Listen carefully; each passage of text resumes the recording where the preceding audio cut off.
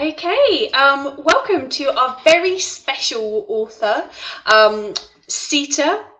Sorry, you're going to have to tell me how to pronounce your surname. Brahmachari. Brahmachari. I want to do it properly. Sita Brahmachari. She is an award-winning author, and we will be discussing her inspiring books, Kite Spirit and When Shadows Fall.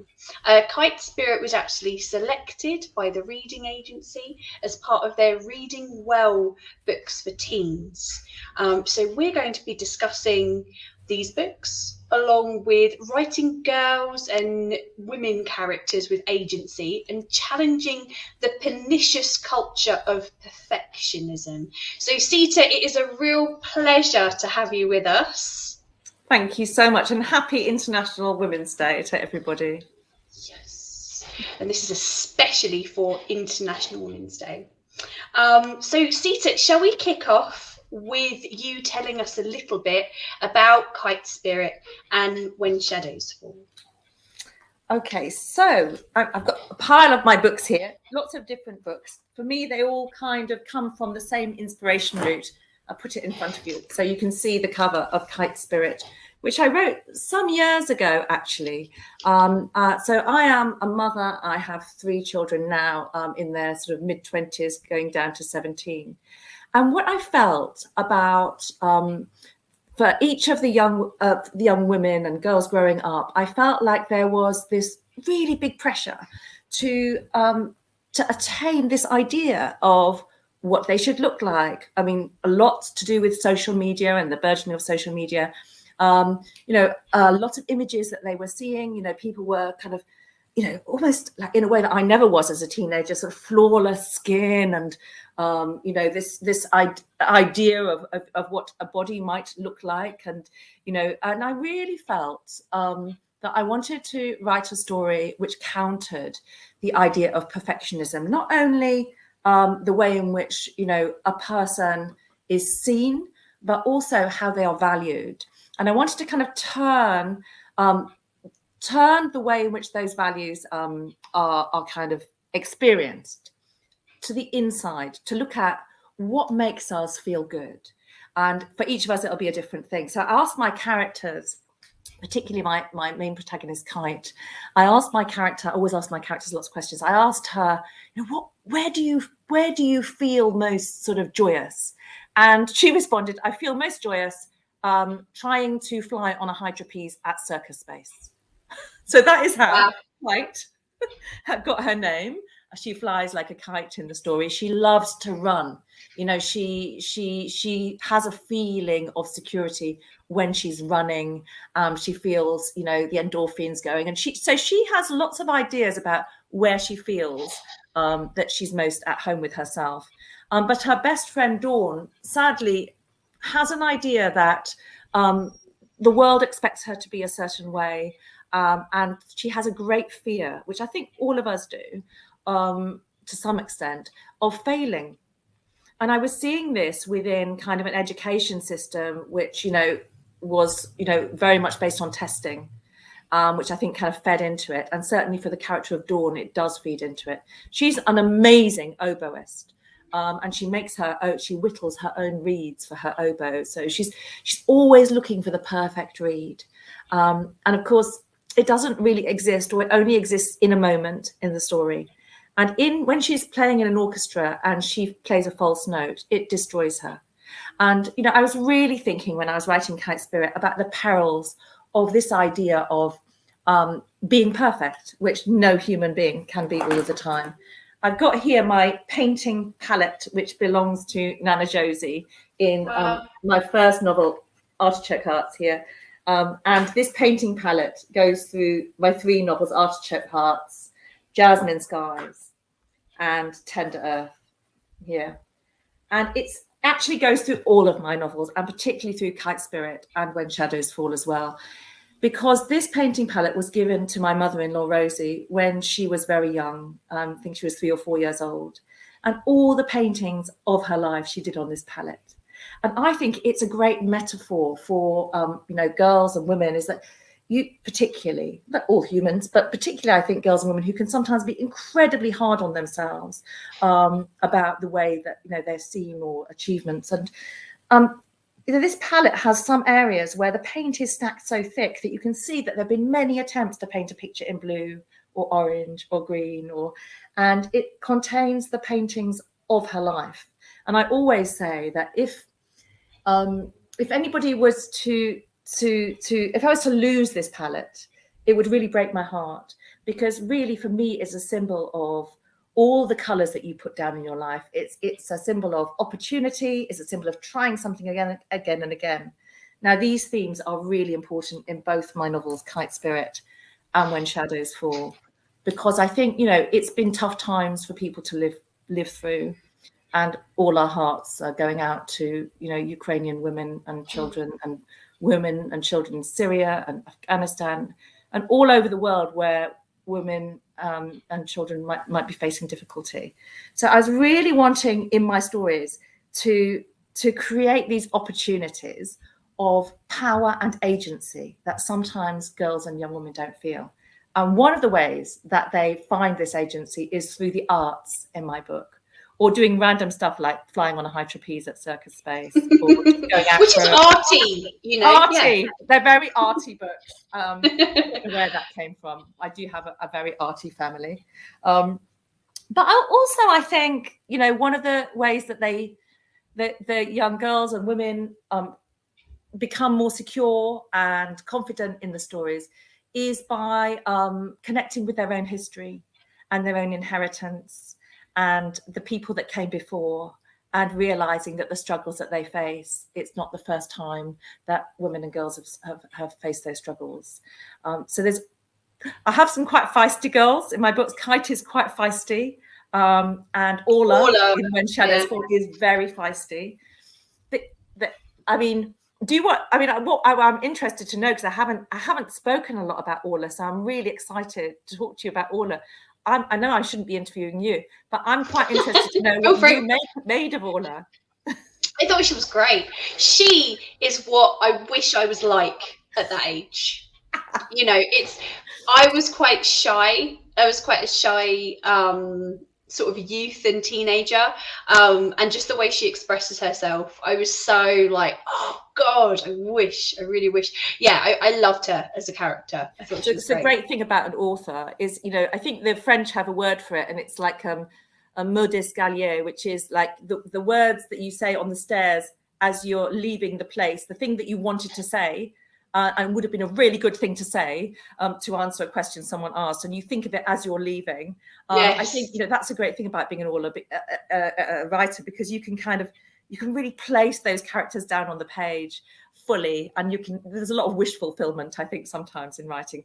I was so not an Orla growing up. I was more of a Mira in Artichoke Hearts, who's kind of a little bit scared of her own voice coming out and absolutely dreads the register when it comes around to her name, and it's like, oh, Sita Brahmachari, and I'd be like, oh, and then there'd be really confident people in the class. So I think, you know, I think there's a bit of you know, writing, you know, girl characters and women characters that maybe you would have liked to have been when you were younger. Orla is that. But I was just talking to a publisher friend of mine today, and we were talking about the many Orlas in my stories. And I hadn't even noticed this myself. There is an Orla in Artichoke Hearts. There was an Orla in a book that I ended up not publishing, but I did a lot of writing on. And now there is another Orla in When Shadows Fall. And it's really funny when you write, because sometimes these characters, they just sort of take a hold of you. And even if, like, book, you know, one of my Orla books didn't happen, you know, people assume that you've written lots of these books and every book happens. Well, no, some of them don't. They did, so for some reason they don't happen. But the characters kind of insist that they have a voice. And Orla was really insisting that she had a voice, because when you see her in Artichoke Hearts, she's really a young girl living quite a difficult life, really very complex about her body, and you know, maybe not the most popular girl in the class. And by the time, in my mind, there's no connection between the story, but by the time she gets to the teenage years, she's made some big transitions, and you kind of understand a bit about the background of her life, what her challenges and her difficulties are. And you just see how she is in relation to Kai and Omid, and that this young person is kind of at the beginning. You kind of think, I wonder what Orla's going to be when when she's more grown up, and you can kind of see her already. I don't know whether audience members feel this too, but I mean, because I'm quite old, I've got friends since I was at school. And early at school, and I still know them. And one of my friends is, she's got this unbelievably important job in child protection, and she's an extraordinary woman. But I kind of feel like I knew who she was when I was about 6 years old. She was always going to be that. Yeah, she was always that person, or had those qualities. And when I was writing When Shadows Fall, that's what I wanted to do. It's rare that you see a book where the 18-year-olds get to look back on the whole of their education and reflect to that point, and you can see them on that cusp and moving on. Usually you have sort of older people like me looking back on their childhood or whatever. But 18 years is still the formative foundation years. And so all of the things that happen in those even the nursery years that you see in When Shadows Fall, they're really formative. And so I really wanted for those young people and for Orla to be able to look back and piece it together. Yeah. And she's quite sort of funny because, and I thought a lot about this when I was writing it, because so Kai is the main narrator he thinks he's the main narrator of the story, and he says, this is all about Kai, me and I. And then by the end of the story, he's like going, I actually can't write this story without Orla. I can't write this story without Omid, who is in year 8, a newly arrived refugee survivor from Syria. He can't piece his own story together without his friends sort of telling theirs. And there is a funny moment in the book which I found, it made me laugh when I write it. It's a meeting between Kai and Orla when and they're old enough to go to the pub, actually, called the Raven, and she's come back from some summer camp that she's doing, and this is just a little dialogue between them. So Orla takes out her phone and shows me a photo of her and a tall girl with their arms slung over each other's shoulders. You look happy. We are. I don't know her that well yet, but I really like her. She's another trainee coach.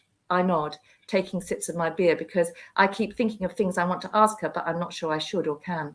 Orla giggles. I can practically read your mind, Kai. Do me a favour, will you? When you're sitting there working out life according to Kai, think about this.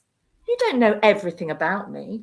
We don't even know everything about ourselves yet. None of us do. It's like Zach's mum says, we're all a work in progress. Beautiful.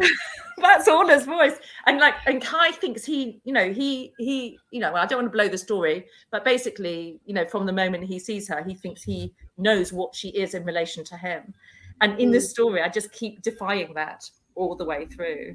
Absolutely, I love that. Like, we don't even know who we are yet, so how are you supposed to know? What we are? It's great. I don't know. I might become lots of different things even forward from now. We can be many things, and there are many I's, aren't there? We all have, we sort of insist on this sort of sense of, this is who I am, but we can have our roots and our anchors, like in this beautiful picture in When Secrets Set Sail, my novel. There's this beautiful room that the girls sleep in, and there's a great big anchor in the middle of the room, and then there's a portal window, and then there's sails. So we all have our kind of anchors, and we have, the things that help us to sail, but we also have this sort of dreaming window that we all want to look out of, and the adventures that we want to go on. So, we're all different things at different parts of our life, and, we can't be all of the things at the same time. That's Dawn's tragedy in Kite Spirit, that, that she doesn't talk to anybody about her feelings and her challenges and feeling alone. And so, as a kind of partner book, When Shadows Fall, Omid, who's been through incredible trauma in his journey here from Syria with his aunt, he says to Kai and Orla, when shadows fall, you stand beside. And he's very clear about it. When shadows fall, you stand beside. So I think, writing the girl characters and women characters, particularly into these stories, I've really wanted, to kind of place, not in a kind of heavy-handed way, but place those anchors into the story so that they feel held. When you're reading the story, you feel held, not in a kind of way that isn't going to be adventurous, because, I go to sort of places in the stories that you really wouldn't, you really wouldn't want to go to in real life, but it allows you that sort of opportunity to explore stuff that's kind of out there, but reflect yourself on your own and your friends' experience. Yeah, no, that's amazing, and thank you so much. It's an amazing introduction to both of those novels. While we're on the subject of those, what age group, because in the library we have to put something in a category. It's got to go in a category, it has to go in the right space. So for us, your novels would go in our teen section. What category would you put them in? Yeah, I mean, I think it's very interesting. I was talking to a young woman the other day who loved Kite Spirit, and she was in year 8. And she loved Kite Spirit, and she'd read When Shadows Fall. And I was asking her, I said, do you, because obviously it goes through the whole of childhood, but they're 18-year-old narrators. And in fact, in Kite Spirit, Kite's 16 at the beginning and 18 at the end of the story. So they're kind of similar. And she said that she felt that they both could be read by sort of year 8 and up. She felt, it was very interesting. She said the words on the page, Sita, are not, it's very lyrical. There's lots of sort of poetic stuff in it, but it's not too hard to read. She said, I could have read it in year 7, but she said, I wouldn't have fully taken in what the story was. Yeah, because there's so much. There's so much in there to sort of dissect and to really think about, I think. So yeah, that sounds about right. I think sort of year 8, depending on the child. Depending on the child. I mean, when you look at When Shadows Fall, the beautiful book that Little Tiger have created, it's also got Image by Natalie Syrett, and there's Kai on his green hill, and that's where Orla lives. In the middle flat here, this is where Kai lives, that's where Omid lives. And the layout of the book is beautiful because, we don't all, especially when you're kind of year 8, year 9, sort of 6th form, it's sometimes hard to find, when you're studying hard for exams and things like that, sometimes hard to find the time to keep reading just for your own pleasure. And I thought about this a lot when I was writing this story. It's written as a journal, and you can see there's like little feather marks for dissections. And in a way, it's because it's Kai or Orla or Om writing into this journal, it's quite sort of intense. So it's kind of intended to be seen in read in small chunks, and then go away and think about it. And so I think, and then you can see that there's sort of bubbles that go across the page, or a certain sort of tapestry, and then bits of the book kind of are written in free verse across the page, because these young characters are trying to find ways to express themselves in a world where it's not easy to express themselves. And there's bits of you can see the bits of the text here on the page in bold, and that's a bit where Orla looked like a painting just then, her eyes shining with excitement, the warm, soft light on her skin and hair. I paused to truth check myself. Did I really feel this for her back then? Yeah, I'm sure I did. Let me freeze life here when we were building something again from scratch. Not me and Dad anymore, but me and Orla. And then she had to go and spoil it. So that's kind of Kai. So he's writing his journal, but then he's also reflecting on his journal. So in actually all my stories, there is quite a lot of clues about writing and about the power of writing as a place to go. I certainly, as a girl, as a young woman, writing was a place for me. Reading and writing was a place for me to go, where whatever was happening in the outside world, it was kind of like it was my haven. Sometimes, even if I was reading a difficult book, it was my place where time expanded, space expanded. I could immerse myself completely. And I'm always aiming to write the sort of books that make you laugh or cry on a bus or a piece of on transport, and you think, oh my goodness, and you look up and you suddenly remember where you were, because those are the books where you have immersed yourself so fully in the characters that for that time you are, you literally are experiencing it, and you're empathizing with those characters as if you were them. And even if it's not a world that you've been in before, it's an amazing feeling to do that, and then come out feeling slightly changed, or feeling that when you look up and you see somebody who might have had a similar experience to someone in the book, or if somebody says something to you, it just might peel off in your mind a memory of reading that book, and you might just respond in a different way. So this idea of agency is really important to me in writing. I mean, it can be like in Tender Earth, Lila, she gets her Nana's banner bag and all the marches that she's been on, including, the march in Washington for Martin Luther King, and anti-racist marches and environmental marches. She finds this banner bag, and she ends up staging her own anti-racist march in that book. But sometimes, the characters aren't going to do big and bold things like that. Sometimes it can be just meeting a character, like Lila meets Parry, her friend, and has an insight into what her life's like by going to her flat for a sleepover.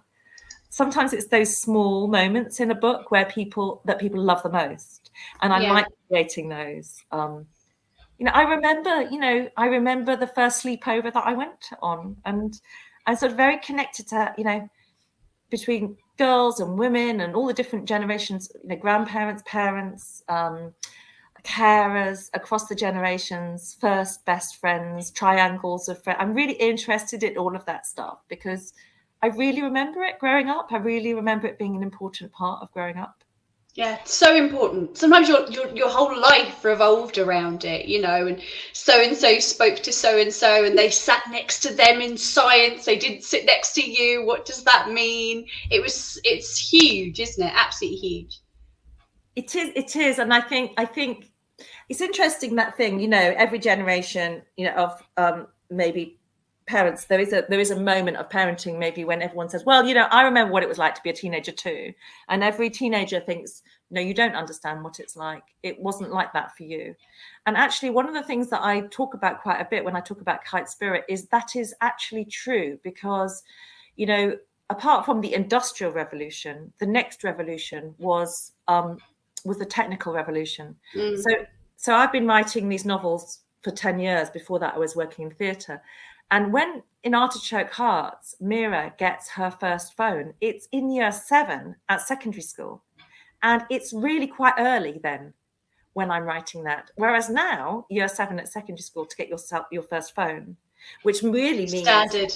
Yeah, it's standard. Yeah. But that was kind of like a big thing. And when you think about, TikTok and, all of the things that have developed over those 10 years. So the kind of way in which we're reflected and we view ourselves is it's multifaceted through all of these different lenses, which are like there in people's hands and portable. So I think, one of the really difficult things over these last 10 years is that, although obviously as a teenager, you don't want your kind of, your family and your parents, your teachers to be in on everything that you're doing. When things get tough, it's good to have someone to go to. And I think that adults have been behind the technical revolution, and that has caused some difficulty for young people during this time. And I do think, just the amount of stuff that gets put onto girls and women about societal expectations, and it is young men too now, because it's people are being marketed to, is huge, is absolutely huge. I think now, sort of just writing When Shadows Fall, I see in Kai also how much that has impacted on him. So I think in a strange sort of way, there's an understanding between Orla and Kai around that maybe wasn't around with the early characters in say Artichoke Hearts and Jasmine Skies. Well, that's interesting. Thank you. I mean, staying on the subject of perfectionism, do you think it's something that is now affecting younger and younger children? I do think it is, and I think that has been seen in primary schools. In primary schools, children are experiencing anxiety and younger and younger. And I think the exam system is sort of SATs, and that has contributed to that. Obviously, there have also been these major sort of fissures in young people's lives, like COVID. Obviously, we've got the insecurity now of war, and all of these things impact, I think, on people needing to find more control. And I think so Dawn fixing on being the best oboist in London, and and playing with the National Youth Orchestra, and getting the perfect read, in a way it's a kind of, it's a warning signal to everyone. It should be a warning signal to everyone around her that actually she's fixing on this one thing as if her life depends on it. And in fact, her life does depend on it, according to Dawn. And so I think, I think these things have become more difficult. I think what I focus on in When Shadows Fall is the importance of childhood and play. And, there's some very sweet scenes in the book between Kai and Orla's dad, where they're literally making dens and cutting through this piece of woodland, and, swinging on a rope swing, and just kind of hanging out in a bothy in a den, and just, wasting time sometimes. Yeah. That, not everything has to be a class to go to, or, a grade. Productive. Yes. Yeah. I mean, I'm really into doodling myself.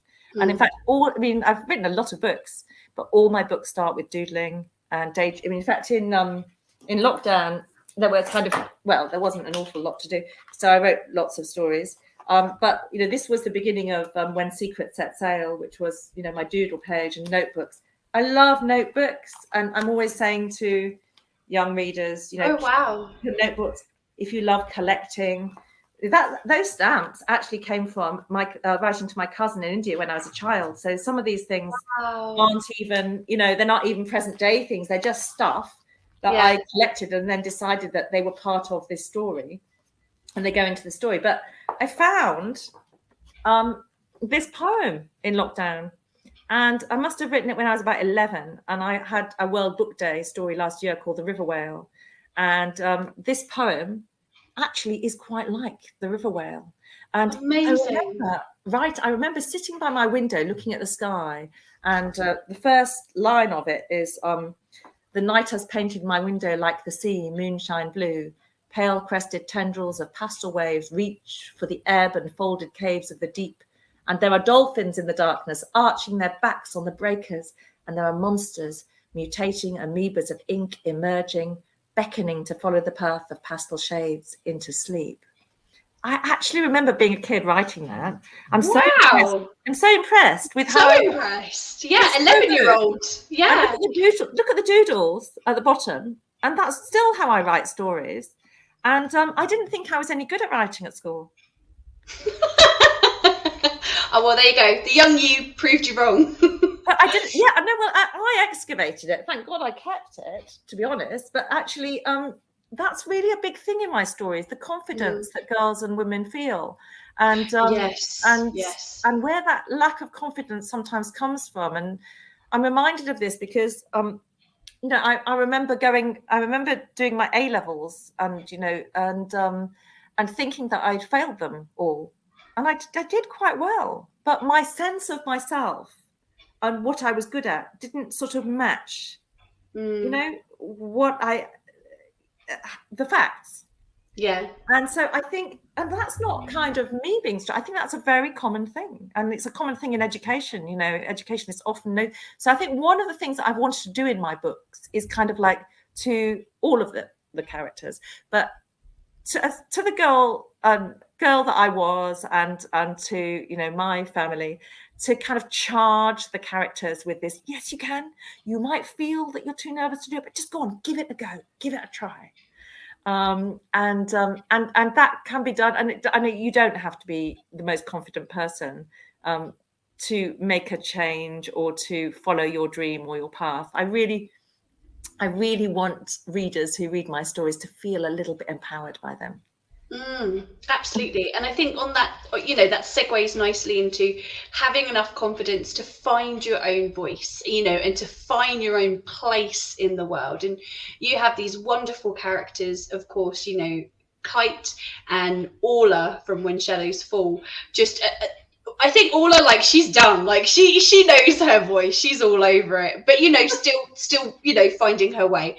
But Kite obviously goes through a very traumatic incident with the death of her best friend, and then almost has to re-find it in a different setting. So yeah, how do you think that can sort of help young women find their voice today? I think so the majority of Kite Spirit is really an exploration of what makes you when shadows fall. I was kind of when shadows fall, or when you face a challenge, a really big challenge, which everybody will face at some point in their lives. It's how you know yourself, how you know the strategies to kind of start to rebuild, and what you do and who you go to. All of that is in Kite Spirit, and sometimes she finds that, you know, there's some aspects of her journey to recovery that she has to do herself, and sometimes they're in aimless things like building a sculpture out of bits and pieces that she finds in the landscape, which she learns from a friend that she meets there. Sometimes they are literally getting your running shoes on and going for a run, and just sort of, you know, just that. Sometimes it's by just sitting in the landscape and allowing the beautiful Lake District where she goes to kind of feed her spirit, and engaging with nature, which is a big theme in both of the books. The healing power of kind of being outside and in nature, and, you know, tuning your ear to something outside of yourself, like birdsong, or just the awesomeness of seeing an owl swoop through a valley, which she sees a lot in the story, and sort of engaging with your kind of dream world and your imagination world, and sort of starting to think about, you know, where you're comfortable with kind of the things you're experiencing, and where it kind of tips over into something that you think you might need to reach out for help. So there's a Dr. Sherpa in the mountains. I don't know if you remember Dr. Sherpa. And Dr. Sherpa really reminds me quite a lot of my dad. And my dad was a doctor. And there is a point in the book where Kite, you know, speaks to the doctor. And it's just this very kind of open conversation where she says what she's been going through. And just that little conversation, you can see, takes her to the next moment where she can kind of learn something about herself. And another conversation that she has is with this old architect that's created this extraordinary house called Mirror Falls. And we talked about mirrors earlier, didn't we? The house itself is kind of a contemporary house. And the story is a bit of a ghost story. So it's unusual to have a very contemporary glass house to be the focus of a ghost story. But the house itself is a kind of reflection of how fragile she feels, and how, you know, how her foundations have been rocked. And this architect of this house also, there was a meeting between Kite and Agnes Landseer, where the older lady shares something of her own journey with her. So, I mean, I do write very big adventurous moments in Kite Spirit, but there's also moments where the characters just get to sit down and talk to somebody. And they could be a very unusual person that you've never met before, but it's an opportunity just to kind of settle.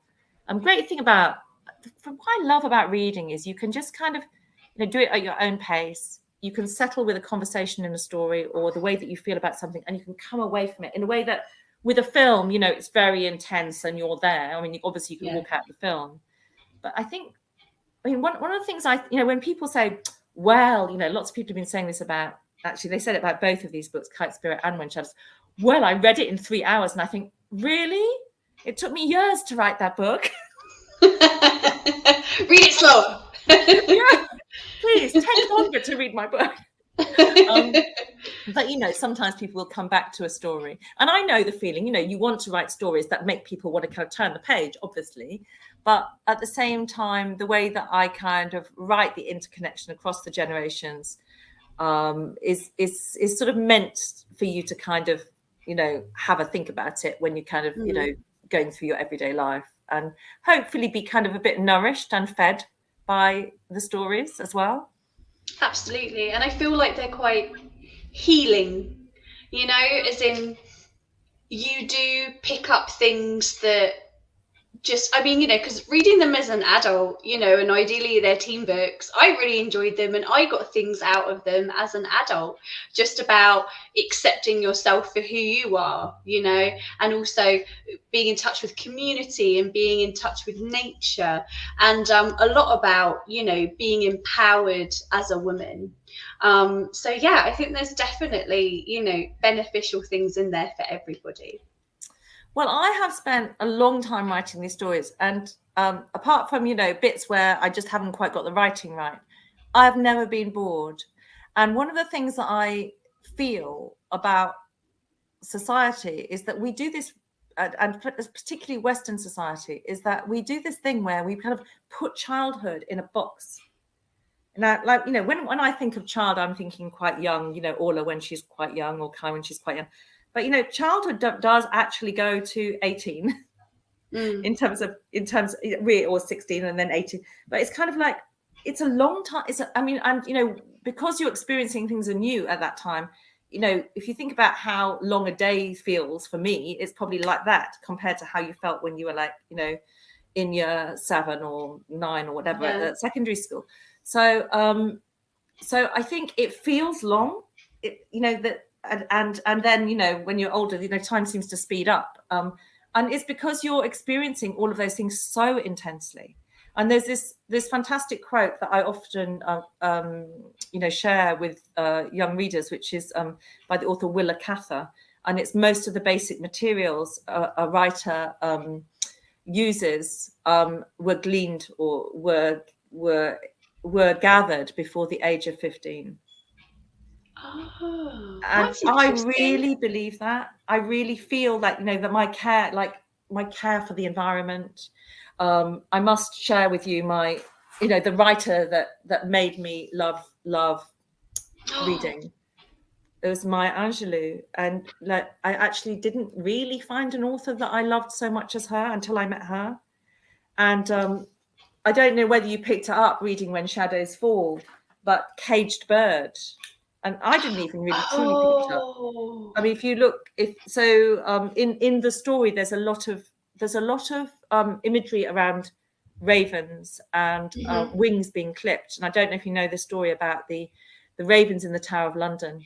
Yes. And they stay there because their wings are unbalanced on one side and they can't actually climb over the tower. And Kai's father, at one point in the story, he is feeling quite unwell. And he goes to the tower and he looks at these ravens, and what he sees is a reflection of his own lack of opportunity. And he says to Kai, he has an outburst, and he says to Kai, if the ravens can only stay here by unbalancing their wings, then maybe the tower should change or fall, or something like that. Anyway, later I've been reading over lockdown again the whole poetry works of Maya Angelou, and I read Caged Bird, and it goes like this: a free bird leaps on the back of the wind and floats downstream till the current ends, and dips his wing in the orange sun rays and dares to claim the sky. But a bird that stalks down his narrow cage can seldom see through his bars of rage. His wings are clipped and his feet are tied.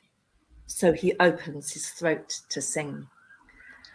And we don't write stories on our own. It's a whole experience. All those books that your readers in Ellington Libraries will be reading. You take it in, and those books that you've loved, or those poems that you've loved, at certain points in your life, if you can call on them, and they are just constant inspirations in your life.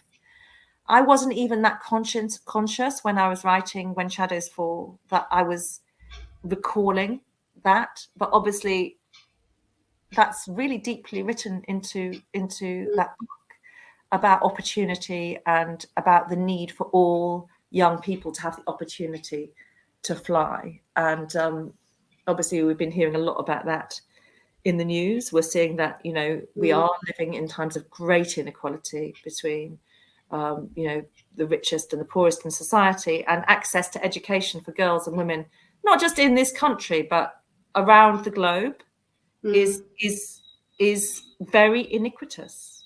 And we know in Tender Earth, and on the front cover of Tender Earth, it says, I don't know if you can read that, but it says, one girl's voice can make a difference. And there she is with her banner there. I haven't read that one. I want to read that one. Now, very interestingly, Tender Earth, I was very honoured. It won the IBI honour, the International Board of Books for Young People honour, as a reflection of British society. And it talks of many different kinds of racism. It was written before these last few years. And it talks of, there is a kinder transport grandmother in this story. And she is looking at the refugee crisis, in this case, in this story, in Syria. And she is appalled, and she is saying, how can this be? Because I wouldn't be here without the humanity that was offered to me. And with your permission, can I just read a tiny bit of it? Because please do. Yeah, lovely. It feels so, this book for me feels so now, and yet it was written time back, but that is the job of writers. Okay, let's see her. Okay, here's Bubba, and she's talking to Lila. Bubba holds her hands in the air as if to say, just a moment, as if I've been the one chatting on, not her. No matter where you are in a conversation, if there's something she's really interested in on the news, Bubba stops to listen. She goes over to the radio, turns up the volume, and leans against the counter while she listens. Right now, a politician's being interviewed. Listen to the language they use. Quotas, swarms, as if people are insects or vermin. She holds on to the delicate gold necklace that she always wears as she concentrates. The presenter is now interviewing a boy called Amit. His voice sounds so sweet and young. I am 10 years old. I make this journey on my own, my feet always hurting from walking so far. Nothing in my home is left. All is destroyed with shelling. I don't know where is my mother, where is my father, my sisters. We have no clean water, not enough food. And here are some not good people, Please give us some safety. Make your hearts open. How can you close your borders to us? We are only children. If you turn your backs from us, we will die. Once already I have died to lose my family. Now we die a second time. The reporter goes on to talk about something else, but Bubba stares silently at the flickering flame of the candle for what seems like ages. Then she turns off the radio, walks over to a shelf and takes down 2 photos. I remember she brought them into an assembly talk she did when we were in year 6. She places them gently on the table. There's a black and white photo of a little boy wearing shorts and a really tall girl with long, thick bunches who looks a bit like hers. Dan and me. We didn't know each other then. But he was sure he remembered me from the train. Peas in a pod, he used to call us. But you look so tall, I say. Bubba straightens up and sticks her chin in the air like she's trying to remember what it felt like to be tall. Maybe that's why he noticed me. I was tall when I was 10, Lila. People used to think I was a really tall girl, but that's about as far as I got. Bubba returns with the little leather suitcase she let us hold when she came into school. She puts it on the table, opens the clasp, and takes out a pair of little shoes. People like to look at these. She points from the banner bag to her suitcase. And sometimes when I show them, I think they see 2 old bags. She's joking, but I don't feel like laughing, and I don't think she does either. They say you shouldn't put new shoes on the table, but these are pretty old. We didn't come with much, but these are the shoes I arrived in, Lila. They are plain little black shoes with silver buckles. They look a bit like tap shoes. Bubba bends down, slips off her shoes, and tries them on. They still fit. Your feet are so tiny, I laugh. Do you know the strangest thing, Lila? They never grew at all from when I arrived, not even half a size. Look, I'm still being carried around on my 10-year-old feet. Bubba takes the shoes off and puts them back in the case. I don't get them out much. Oh, wow. That was so powerful. Thank you so much. And incredibly timely, like you say, incredibly. Yeah. Well, I think, you see these refrains and your links in your work, and obviously Omid in When Shadows Fall is also a continuation of that exploration. And, people talk about refugee crisis, but, from Jide Jackson in Artichoke Hearts with the Rwandan genocide, these are the children who are in our society and in our schools. And people often ask me, why do you write so often about the experience of being a refugee? And it is because it is to write into childhood in this time and to not realize that these children are walking the earth, and would be kind of almost like to be a children's author of a sort of alien time. It'd be like living on the moon or something. And so often the children that the refugee children survivors that I write into my stories, they also are on journeys of agency and growth. Although sometimes the characters think about their journeys, really, as most young people are, they are focused on, planting, putting down roots and planting sort of new seeds of hope for themselves and new journeys forward. And then characters like Lila and Mira and Kai become their friends, and then you're on a new journey altogether. So that's also, for me personally, as a human being who works, with refugee people, it's a very hopeful journey. And it's also what I find to be true is that, a refugee state is a state that any of us, anywhere can be in, to do with the climate, to do with war, to do with corruption and taking over of land or poisoning of rivers. But it is a state. It is not an identity.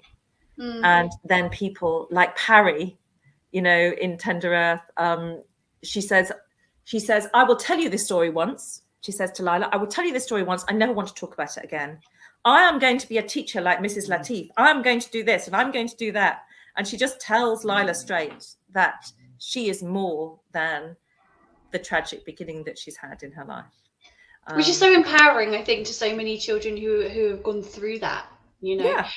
And especially girls. I just think it just, I don't know, it goes a layer deeper. I don't know what you think. I think there's a really interesting moment in When Shadows Fall. When I was, I'm not saying my story is interesting. I'm saying I found it interesting when I was writing it, that I was sort of laying this down on the page. It's up to you to see whether you think it's interesting or not. But when Orla is given the job of mentoring Omid, who is the newly arrived refugee child from Syria in year 8, and when she's first given the job, she's a bit like, oh, God, not more response. And you could see that she would be the girl that you would pick to mentor him, because she's kind and she's sensitive. But you can see that she's not really seeing him. And then there's a moment a bit later on in the story where she goes, I had no idea. I wasn't looking close enough. I had no idea that he had that strength and that he could be the person that could help us all see our piece of land and the common ground that we're living on. And she's really reflective. And I love placing those reflections in stories, because those are often those are often the sides of girls and women who they keep those as their private thought, and they don't speak that. Whereas quite often, you know, and you do see that sometimes in classrooms, that, you know, Amira in Artichoke Hearts, she said, like, Ben Bailey will shout his answer across, you know, like he's shouting it across the playground. Of course, it's not true of all you know, boy characters, but he will do that. And she's like, and even if he's kind of like put his hand up and then he forgets what he's actually going to say, but he's ready to shout his answer out. Whereas she's got all of these answers ready, but she just doesn't say. And I think that is also this thing about finding a voice has really been, you know, part of my journey as a human and a woman as well. These, you know, for me personally, having the agency to write these books, because when I wrote Artichoke Heart, I had written, like Jasmine Skies, I really wrote when I was a kid. You know, bits of all of these stories I really wrote in my travel journals when I first went to India, or my diaries, or, you know, thoughts I had then, as I've shown you, have ended up. And is that when you were sort of a teenager yourself? Yeah, obviously the poems younger, when you were much 11 younger, like, you and know, younger. 10, 11. I was, you know, I was writing. I wasn't really a great reader until I found Maya Angelou, and she did this thing for me where I saw how, you know, I couldn't believe that the times that she had lived in were so close, that were the you know, the apartheid system there was in America was, you know, when I was born, it was there in place, that, you know, black children and white children couldn't go to school together. I couldn't quite believe that this was such recent history. But I also understood something from her, that, you know, everybody, whatever their background, whatever their history, my father was from India, my mum was from the Lake District, I had this dual heritage. She helped me to see that, you know, that is the stuff of stories, when at a time when I didn't see any kind of representation that was like my diaspora family in stories. I just wasn't finding it. It just wasn't there. And or it was there very rarely. And, you know, even when I was at, you know, university, you know, discovering it was, you know, it was a great discovery to me to discover diaspora writers, you know, people like Kiran Desai, Arundhati Roy, African American Toni Morrison. These were the people, Maya Angelou. These were the people that I don't know. It made me think I could be part of the story. And when I read about you know, Maya Angelou talking about her writing, I really feel close to what she expresses about what it does for her. And I do say, I mean, to a lot of young people, and, you know, young women who might not be the kind of, you know, the ones that put their hand up in the class and shout the loudest, and they might, you know, they might be going through all sorts of, you know, experiences of turmoil, like Kite does, or Orla does in the story, and they might not be the one that kind of, you know, speaks it out loud and makes everyone know it. But writing is also an amazing place to go, because in writing you can sort through your ideas by laying them down, and you can be your own first reader, which is interesting. And if you sort of give yourself a bit of space between what you've written down and then go away from it and then come back, you start to piece stuff together that is hard to piece together when you're kind of in the moment of the experience. And so I've really written about that in the journal of When Shadows Fall. There's a lot in that book, which is, this is how you do it. And in the beginning of the book, I say to the dear reader, with this, I don't want to quote myself wrongly, because my best writing is in the book, but this is a story long in the telling, planted into childhood, finding form and wings in words. When shadows fall, you stand beside, so says Omid. His message I too stand by. This is a story that has your back. It stands by you who walk this tender earth seeking light. This is a story tree of survival with world-wandering roots, a strong trunk, wide-reaching, sustaining branches for all to shelter under in family, friendship, community, love. This story is in your hands to have and to hold. In it, you will find the passing of a pen and charcoal to make art from scorched earth. Take it up and feel its force, for now is your time to fly. Oh, that's beautiful. Thank That's you. from me to you. And what a wonderful, wonderful way to kind of, I think kind of end on. Another note I would like to just sort of wrap up the interview with, if that's okay, would be, what advice would you give to yourself as a young woman? Be brave.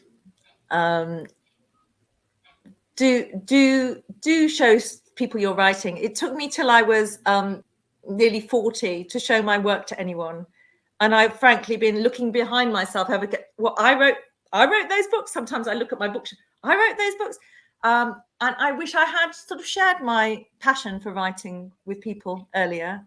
And I wish I hadn't been so perfectionist myself. And I wish I hadn't been waiting till the thing was perfect.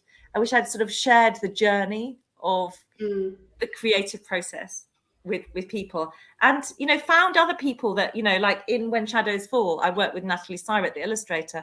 Oh my goodness, what joy! Because I would give her some words, and some of it's written in poems and songs, whatever. I would give her some words, and she would give me back an amazing image of a raven.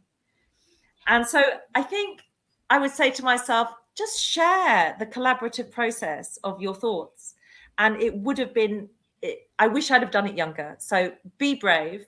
There's a slogan in Where the River Runs Gold, and it's dare, dream, believe, and imagine.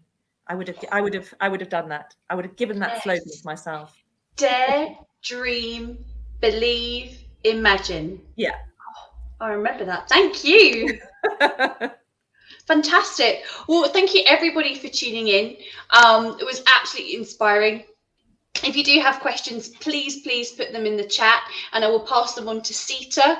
And please remember that her books, I've got Kite Spirit here, and also When Shadows Fall, are available in Hillingdon libraries for you to take out and read. There it is in all its glory. Beautiful. And Sita, if people would like to purchase their own copies, do you have a particular bookshop that you're championing, or do you normally say bookshop.org? What would you? Well, yes, I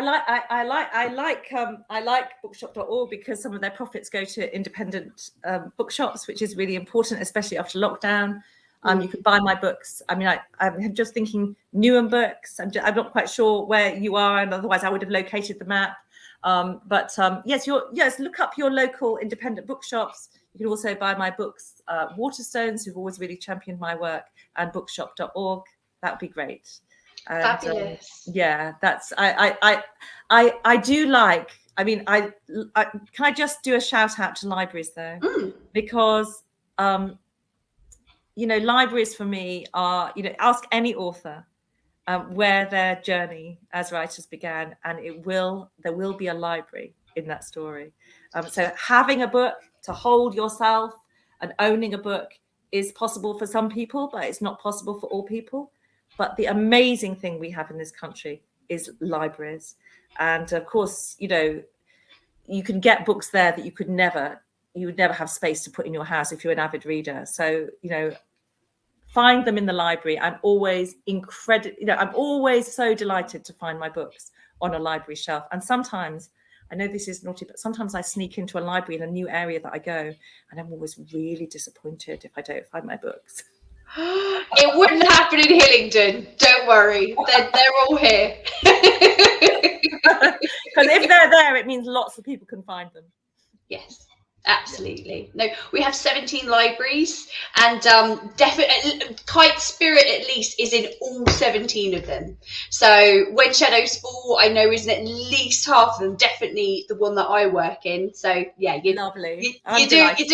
You're doing good. Yeah. Thank you so much. Thank you. No worries. And happy International Women's Day. Everybody. Yes, happy International Women's Day. Let us know how you're celebrating. Brilliant. Thank you. Okay. Thank you.